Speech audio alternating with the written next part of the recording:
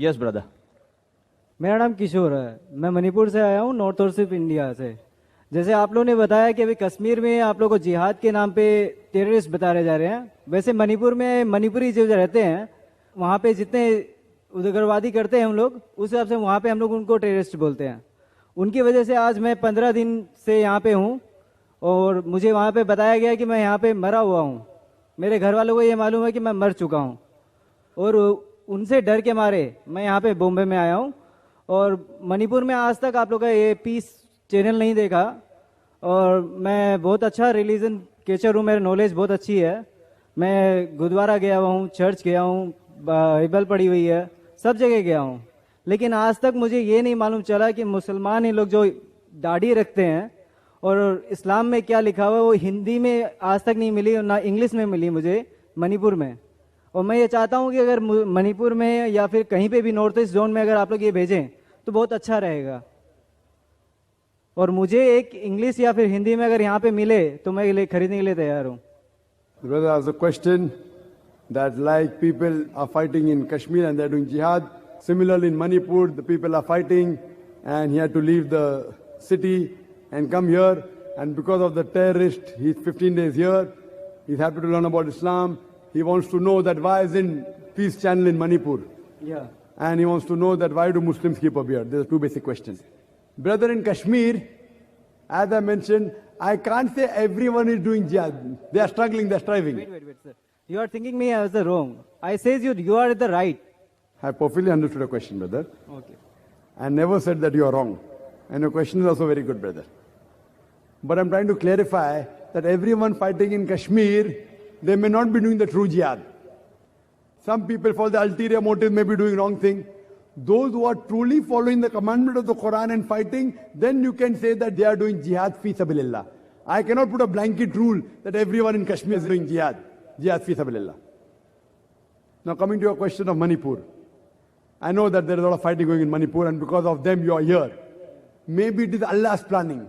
Almighty God has planned that because of fighting you are here, leave us at peace in this world, maybe you'll get peace in the hereafter also, correct?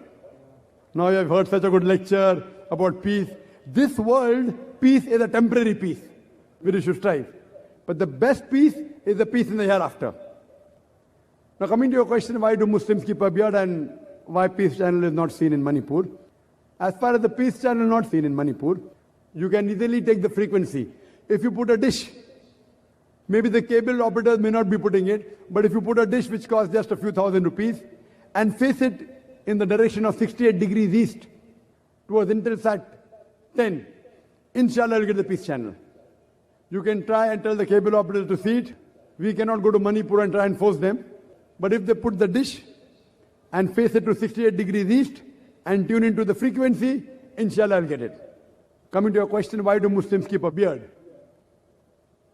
What I say, that if the label shows your intent to wear it, I'd given the talk, that if the label shows your intent to wear it, for example, if you go to a conference of intellectuals, the people wear a label. I'm a doctor, I'm an engineer, I'm a scientist. It gives an informal introduction. When you go to a gathering, a conference, only of doctors, then the specialty is mentioned.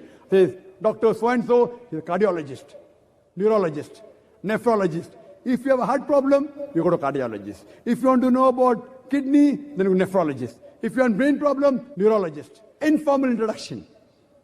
The Quran says, in Surah Anam, chapter number 6, verse number 54. The Quran says that وَإِذَا جَاءَكَ الَّذِينَ يُؤْمِنُونَ بِآيَاتِنَا فَقُلْ سَلَامٌ عَلَيْكُمْ.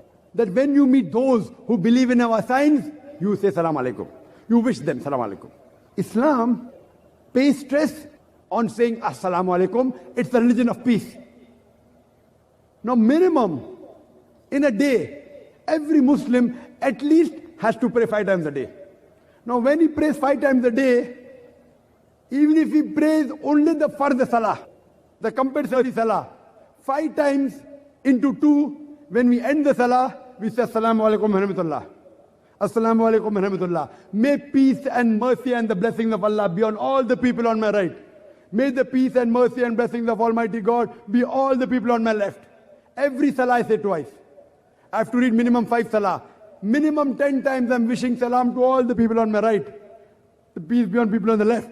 If I read the sunnat-e-muaqadah, that is another 10 times. So minimum 20 times I wish salam to the people on my right and people on my left. If I read the normal sunnah, it may be more. Anytime I meet a Muslim, I have to wish him assalamu alaikum. May peace be on you. It's also mentioned in the Quran, in Surah Nisa, chapter number 4, verse number 86. It says, when anyone gives you a greeting, gives you a courteous greeting, wish back more courteously or at least the same. So anyone wishes me assalamu alaikum, I have to say wa alaikum assalam wa rahmatullah. If anyone says peace be on you, I have to say may peace and mercy be on you. If someone says assalamu alaikum wa rahmatullah, I have to say wa alaikum assalam wa rahmatullahi wa barakatuh. I have to wish back better. If someone says assalamu alaikum wa rahmatullahi wa barakatuh, I have to wish back at least the same. Wa alaikum assalam wa rahmatullahi wa barakatuh. If someone tells me assalamu alaikum, and if I say wa alaikum assalam, words are the same, but it's coming from the bottom of the heart. Even that is better. So Allah says in the Quran, wish back more courteously. Now, when I'm traveling, and when I meet Muslims, how will I know that he's a Muslim? So, we have identity, beard. But today, in the media, if you are a beard, you are a terrorist. Yeah. Now, but look at this. Brother, let me complete the answer. You. Please let me complete the answer. If the Sikhs keep a beard and wear a turban, they are called as staunch followers. If Muslims keep a beard, they are called a terrorist. If the Christian nuns, they cover their head, they are called as religious. If Muslim women are covered, they are called as subjugated. Media. See, this beard can't even harm a fly. And this cap of mine, it can't even harm a fly. If you read the Quran does not say you should keep a beard. There's only one verse in the Quran, in Surah Taha, chapter number 20, verse number 94, where Moses, peace be upon him, he catches the beard of Harun alayhi salam, Aaron, peace be upon him. And he says that, O son of my mother, why do you catch me by my beard? That is the only place where the beard has come. But our beloved Prophet says in Sahih Bukhari, volume number 7, hadith number 780 and 781, our beloved Prophet said, do the opposite of what the pagans do. Trim your mustaches short and grow the beard. Now, because it is a commandment of the Prophet, Allah says in the Quran, Atiullah wa Atiur Rasul. Obey Allah and obey the Messenger. Our Prophet has commanded and we obey. And it is a good way for me to identify. Many people, when I go to anywhere on the streets, I go to a foreign country, they see a cap and a beard, Assalamu alaikum, Assalamu alaikum, wa alaikum salam. It's an informal introduction. I'm spreading peace.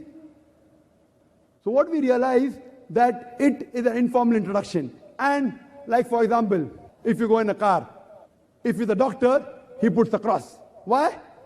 To identify that that car belongs to a doctor. If you have some emergency, you can stop the car and you can ask for help. Now when you see a person having a beard as well as covering the head, you know he's a Muslim. I remember, and if you ask your grandparents 50 years back, 100 years back, they will tell you that the non-Muslims, when they wanted to hire a taxi, a cab, they looked for a driver who wore a cap and who had a beard. Muslim driver, he won't take me for a ride. When they wanted to buy from a grocery, they wanted to buy from a person whose owner had a beard, Muslim. He will not cheat. But today, if you wear a cap or a beard, it means you're a terrorist. So, if the name is maligned, we have to reinstate that glory to this beard. Fine? And it is only a label. It's a commandment of the Prophet. He said it, therefore we do it. It cannot even harm a fly, but it gives an informal introduction that we are Muslims. We can wish each other. And if you have any problem, if you require help, it's the duty of Muslims to help the neighbor. You stop a man with a beard and a cap, inshallah he'll help you. Hope that answers the question. Thank you.